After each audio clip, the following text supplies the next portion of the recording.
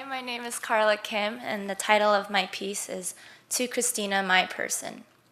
So for any of you who watch Grey's Anatomy, this piece is a letter written to one of the main characters, Cristina Yang, a Korean doctor played by actress Sandra Oh.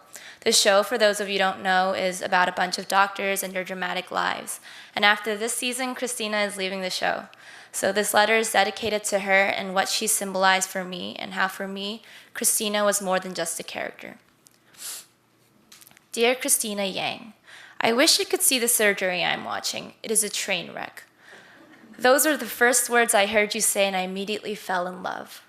For several days in the summer of 2011, I was stuck in a YouTube coma in Seattle Grace Hospital, poring over episodes and skipping through scenes just to see those precious moments of you, unadulterated and refreshing.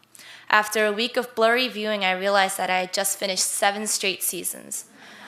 At the sound of screeching ambulance sirens or the sight of split skulls, I watched as your heart skipped a beat, not in shock or anxiety, but in joy, pure surgical joy. Your first years as an intern, you scoured the ER for patients with the most visibly extreme injury and hung over them like a vulture. You're one of the most robotic characters on screen, and it was hard to understand how anyone is supposed to like you. When I discovered that you were being portrayed by actress Sandra Oh, it was hard to deny myself the rare opportunity to see an Asian American actress actually acting. You were not a minor character, the nurse or a temporary patient with broken English, but a main character. So for a while, I didn't mind the cheesy voiceovers and weird sultry theme song because, well, I had you. You became the character I intrinsically rooted for. Every bit of disapproval I had of your actions subsided into easy tolerance and soon adamant defense. You, Yang, were essentially my person. I thought it was all because you were Korean. There was really no good reason why I longed to see specifically you with your familiar flat nose, narrow eyes, and jet black hair. Yet I latched onto you. Seeing someone who looked like me on the TV screen kissing a renowned African-American heart surgeon or yelling at her Caucasian boss was somehow invigorating, something I'd never seen, and I couldn't help but be pulled in immediately. There's something unmistakably piercing in seeing someone who looks like you do things you've never done. Before you, I only found Asian characters within the over-the-top, distastefully written storylines of Korean TV dramas with titles like Boys Over Flowers. I'm sure you know at least one. They rarely span more than 16 episodes and usually follow the same storyline archetypes: the love square, the evil stepmother, mother-in-law, choose one, the hate then love relationship, and someone always ends up with either amnesia or cancer. They talk to themselves in front of the mirror saying things like, "I am going to get my revenge," or freak out when the opposite sex touches their hand.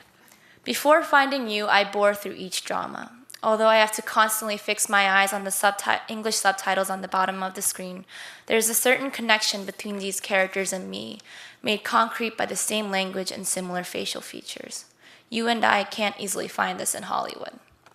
But you're the complete opposite. You hook up with random guys, can be blunt and scathing, and never talk about revenge to yourself in the bathroom. Seeing you cry and dance at the same time in an extremely vulnerable state after many shots of alcohol, I realized that what I was watching in these Korean dramas was an empty manifestation of fantasy, one in which cardboard figure characters who looked like me were easily able to get what they wanted. When I was a sophomore in high school, the only Asians around Hollywood were actresses like Lucy Liu, portrayed as dragon ladies or ninja warriors, exotic, mysterious, and unrealistic images of Asian American women. You're admittedly not very far from the ballpark as well. A doctor, really? It did eventually occur to me that writer Shonda Rhimes was creating a character that fit into the stereotype of Asian ethnicity.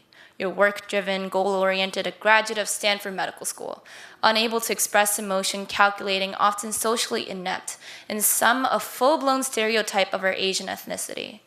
I still loved you. Something about your character made me sincerely believe you were stepping over boundaries. But what began as simply attachment bridged by the same skin tone morphed into genuine respect and reasons why you were my character. I looked past your ethnicity. And the more I loved you, the more I understood and connected to you, and found that you were slowly undermining these stereotypes. I learned you're far from a robot. You can let yourself break. And you fear failure and vulnerability. You admire success but also don't know how to obtain or define it, and you desire someone to hold you, to accept you unconditionally. But by understanding you, I was able to now confront your flaws as well. No longer could I just pass over the blatant truth that you are sometimes utterly selfish. Sometimes you believe that only your opinions matters, as if your actions hold no consequences, and sacrifices are hard for you to understand. But this is true for all of us. And the most beautiful thing about you is your ability to realize your flaws and struggle with them. I see you thrive not because of the difficulty of your circumstances, but because you're truly engaging in your decisions, debating what is right or wrong. You're used to being wrong and lose sleep knowing you could be wrong. You have to sometimes be told how you're hurting others. But in the end, you're always humbled. You know you're not worthless, even if you're not infallible. This is what makes you human, my most relatable character in TV history. You've stayed with me for 10 seasons, and now that I'm graduating high school this year, just as you're graduating Grays, I can only thank you for what you stood for. Thank you, Cristina, for showing me that I should never feel bound by the way I look. You've shown me there's no need to be limited by stereotypes, but there's also no need to avoid and disprove each expectation.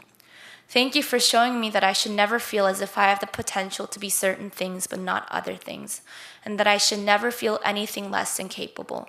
You will always be my person.